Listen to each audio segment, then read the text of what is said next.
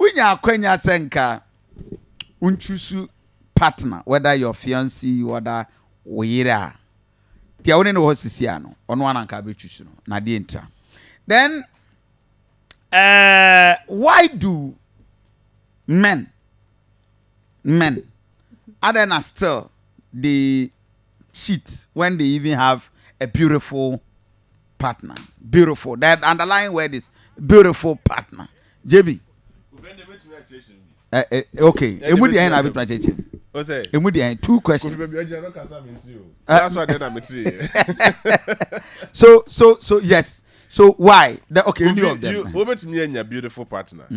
But then ahofeno na ode oneneti e yesuban no. Okay. Because in all things ahofeno wo ho no mo de. Everybody obi be appreciate no. Waka subscriber appreciate no. But suban na touch no is the most important thing. Because in matters of our rene imperature de enye ahofe keke. And you men may cheat because of suban. Basically suban. Oh sir. Yes. Oh really? Basically suban. And remember suban ya dem you put you off. And remember a cheating on omo yire ne omo because omo don't do na pressure. Oh okay. Don't do na your pressure. And I don't do na so you suban. Sir. Don't do na most of them suban. Of course Kofi ebi wo ho no mo na oba ne be ma no suban ba ko de fa ma obi. Then you cheat. Well, and your justification is all the cheated. But you cheat. Kofi obviously any day. Obolo. You cheat because of say suban and because was it possibly? Let's have a generic discussion. Men person be do mo betwase mu. Or mo iriti mu. Kofi the tiene say say meme dia say ebia mi wu akwa baby mu a. That's the first question. Yes, say mi wu akwa baby mu a. Me worry oba. Me worry now. I see. Na reasoner many boys didn't come. Okay. Reasoner. I therefore bet me journey on Facebook page. Over to so the voice note Eddie Abreme as also for voice note to Jamai. And very quick one. Not just I just want a few minutes on this. Number is 0575. I therefore two questions. Why do Adena a year aware for Bana Bema? Muchiti on your partner. Is it because of Subana? Because of what? Then, so when your opportunity say, choose you another partner, would it be your wife and a different person is? Yes. And then the two questions. Go for number is 0575. 0575. 50. 40. 52. Okay. Keep short. Not more than 45 short seconds. Now what didn't you about? Yes. So now what's on the boys na kasa? Kofi asema ye ken. Sorry for ni tia omanye careful. We Kofi Santa with me can say kwa sorry na amount for ye na ubolo na. Catch up the radio so kasa. Radio so kasa. Mutia. Radio so kasa that is a deception. You are not this radio. You go via radio. It is about reality. Yes. So you better who say na say to me and can dey na say deception. And as a kofu eating na say near can wo so if who opportunity to marry again will you marry?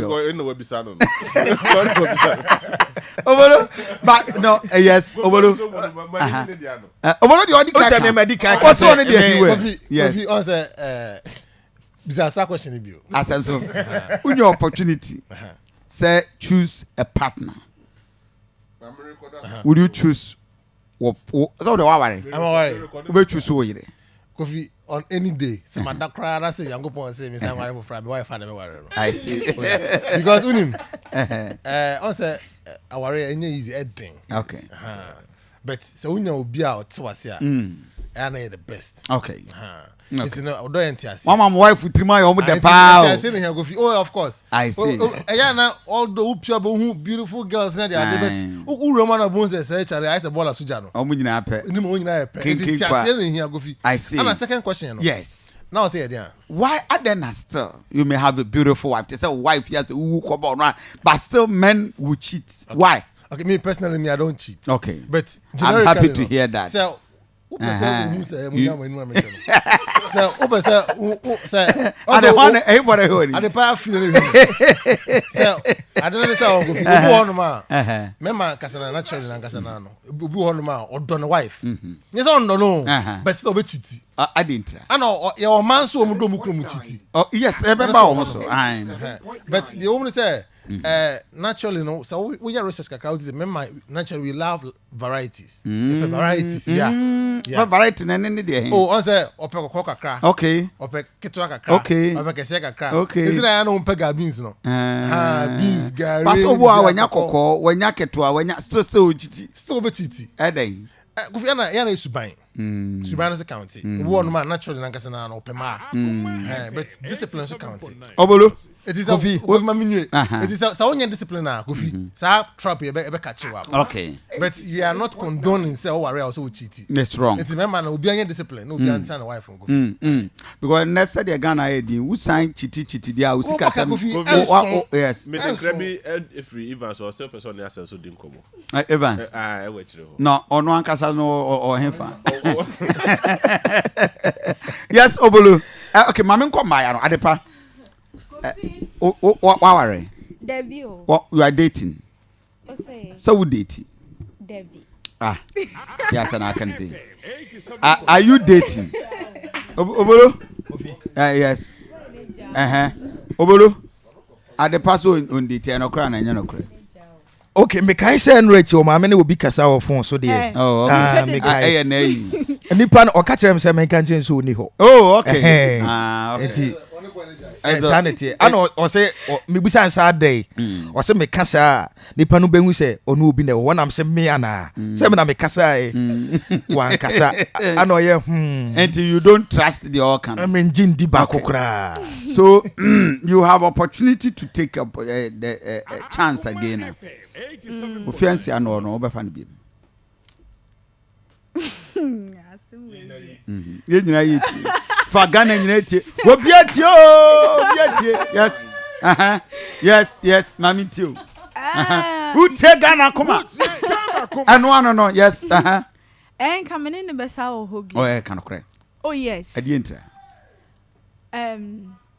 me die me mabna de pa me pay attention pa ena ono nso ye obi a na ode sa attention ne ma me ena me sanso pe obi a nipa me ben na respect me even though so many female friends but omo hunu omo limits nti ode mi gina yie that kind of feeling nti no me ma me penasem but un say we as bibi timi si na we say motitimu me nua bi send me message kofi then I will explain cheating Ghana mamre kire se be ma betimi aware mienu ana miensa nti kofi uka cheating na like that o person kire say okay me nua mate question na say yes momra obi nso dey another debate aba say be ma Ghana ya mamre ne dey be ma timi ware otimi ware mienu miensa nti meka cheating na menka hwe okay so adepa nti say nipa no ma with the same attention yes o ma what chiti ewo obi ana ne date da oh Debbie me ma bra na meko but me chiti but say on kwala maya ni bi omtimi efa bi a omo boys ye be 3 2 oh yes why would they do that there na be mo mayesa and no there it depending on reason baby reason ni bi ne say when say mana aba no nchide no e dey na say and now some okay inti bi ade one ne wo honom no for whatever reason if on say obi honom we dey kan you obi adate ono ne ko ne widiem inti we no obefa no no se wonchi no sane anaba ako ne twi no a the likelihood so obesan so akwa amafoforo na twi no na ye high so money and yes sex money ne wo ho na sex ne so ka ho emu de na be go for but se ane de me de me ko fa money sex emu de na be go for I'll go for money. Well, sure. Yes. Okay. Adepa, mame fante, money, sex. Which one will you go for? Yes, I mean you. Money, sex. Which one will you go for? Money. I see. Money, love. Which one will you go for? Love. Adepa, money, love. Love. Just any pan with niska crown or the wow, okay. You. Kakakra, na love. Money. I change syllables. No. Money and one love. The synonym of money, I love. I say. It is I hope I love, I get money. What will you cheat? And what makes you cheat? I don't cheat. Where cheated that? Hey. Send me more po. Coffee. Voice note about. Like this, yes. Voice note about with my boy. Yes, Coffee. No crap, pane say we no yen can no cray. Those are sorry for niti, but no cray ne yeka. As a man in pretending. Almost pretending. Yes, Coffee. Yen sha Bible mu kakra. Edi entina Nyankopon no odo saa mema na ewo saa ade aye keken obu anu aware baako but no wo ma bebere wa kire obu osukura no odika no oba na kura hye wo later no aware no Kofi me enipa pi wo Bible ni mu asankrofo ni nyina na Nyankopon do wo mu but eba ye yempen so no ye kan na yakase Nyankopon reason ti a your dispensation o de yes ana ye de adada yes ana Kofi na ye ko enti ka nya ya ka be ware more than one Kofi enya me masem na me kan but ade ese boys ni trimu a ema boys ne de ye no Kofi enipa pi yeah o Bible from Genesis chapter 4 verse 19 Kofi efri Lamek mo ba besi Abraham mo ba besi Jacob mo David Solomon ne omo mekeka ho Kofi enipa ba kotimi ware 700 na mpna no be 300 Kofi ne nyina ne Nyankopon do sa nkrofo we nyina timi twadwan ne Jeffrey soro na beto afode anim na ase no Nyankopon som na Akoma so de Nyankopon de ama no send you power nyina Kofi Nyankopon anku wo mo na odo wo mo David otimi ye bone a na obire na akwache na afa no na yakuni kunu aka na Nyankopon aka se David is a man after about also the onyan anka ware enye contract ye kan kon expire ni yes Kofi and also kabeboa okay say ye ka se aware enye contract e bia enye no me ka me Kofi so say penny pano a Kofi penny pana propose you certificate should be renewed like DVL. Oh sure. Yes, no renew. It say bia be so no obusa ne say o person to aso na say o person obeto aso.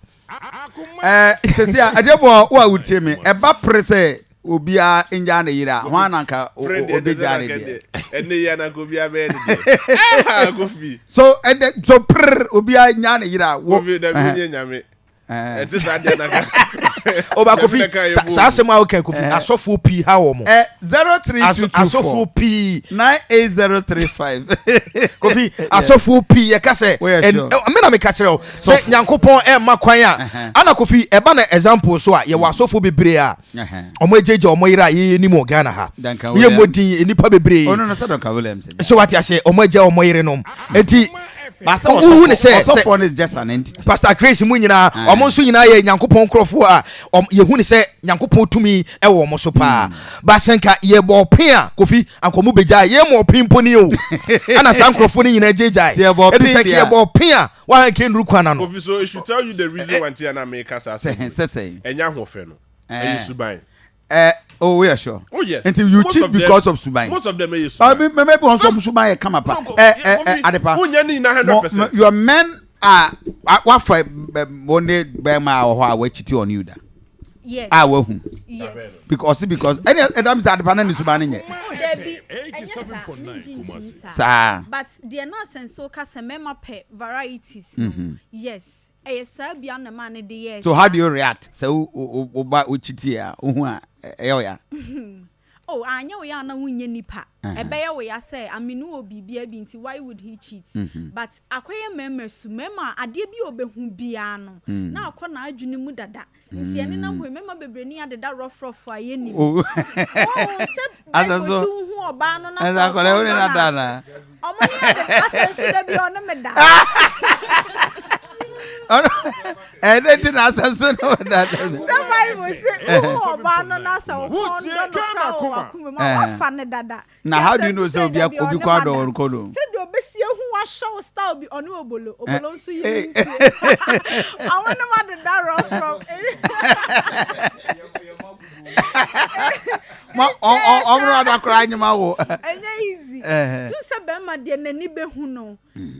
Ohu wo na aka bibi a kire na adwen. Ti sa na Nyankopon ayem. So then why are you worried when you see them cheating? So munim say sa na omo tie dia. Yes, me de enhye da ebeye me ya man kasa sanya me ya na menye nipa but me from attention ko hono mu bebre. So what you say what attention for hono ma. So na na opon ho boni aye no. Okay. Good morning. Good morning. That was it. Yes, my dear. Let me didn't say that. Okay. And so on in Pokasan. Sending us out in Ghananka, maybe a next last of what I go in a contract. Oh, also for Zawari and Kenya contract. Yes. None now, Bolomo Cano. Solomon, what time when I remember the new year you. I don't cover the new deep.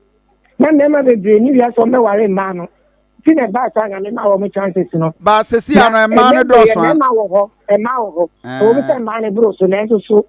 And now, don't to be anywhere in one and for your wedding. The engagement in a ball braco. Enti, says ya winya kwenya zanka ukuna wona ti ujana nka ubejana na. Don't need your own come me a contract mom because more high. Ho na nka renew no. We hear na ntimi ananka akọ. Oh, yeah, good baby. Hello, good morning. Hello, good morning. Yes. Ebe mama mintio. Kofi the king of taxi drivers like I say. Mamintio. Kofi me mum die ya na no se emema na ya na we ya.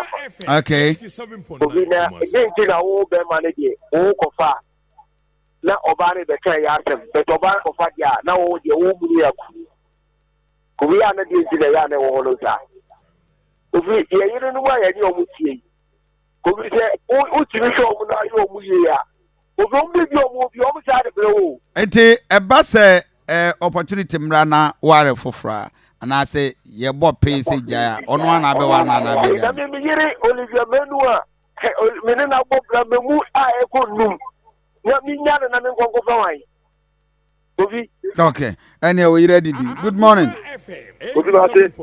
Amza ai ana faidi ese mi mu hwa pa Kofi contract nja ke correct mo e je se munyina mo for contract so oh ke correct na sakra mo for de mutimi ware varieties 4 Kofi na mi e so de na no ya de se mo adai Adi oh nse uko wari biru nyesa ya papa no mo wari biru nyesa na ye mu die nyeso ke betimi muni skantra ya ke ta se tin kure mo ba no okay ha ya na ai bi ona oba ne ka sembi Kofi se no ka se o SB ni Kofi ni SB ni girlfriend awa wari me si Kofi anajo amata kwa no friend video call o S wa wari ai o no wa wari ni wa wari o pesa me ne chem frame wa ni me si da oh you know that oba ne kai no and kura sai we be the person na me chin ma no ko ni ye de pa so Kofi toje wa good morning good morning Kofi